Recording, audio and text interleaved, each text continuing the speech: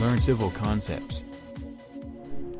Hello friends, welcome to Learn Civil Concept. In this video we will learn the basic difference between the flexible pavement and rigid pavement.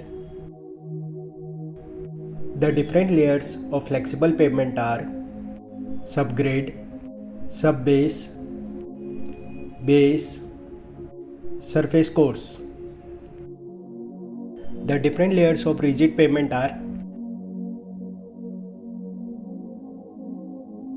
subgrade, base course, concrete slab. The reinforcement in concrete is provided in case of heavy load movement. In the flexible pavement, the traffic load is transferred to the subgrade through different layers. And in the rigid pavement, there is no multiple layers. The design of flexible pavement is done on the basis of load distributing characteristics of the component layers or different layers.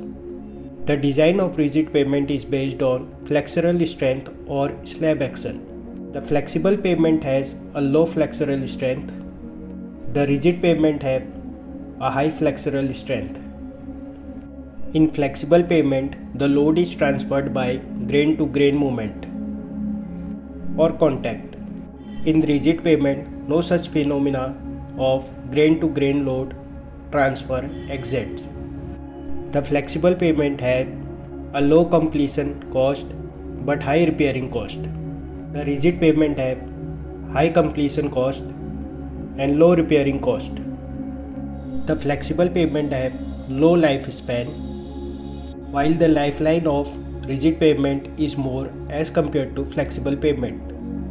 In flexible pavement, surface cannot be laid directly on the subgrade, but a subbase or different layers are needed, while in rigid pavement, the surfacing can be directly laid on the subgrade.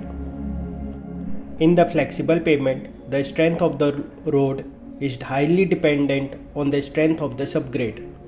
In the rigid pavement, strength of the road is less dependent on the strength of the subgrade. The rolling of the surface is needed in the flexible pavement, while the rolling of the surface is not required in the rigid pavement.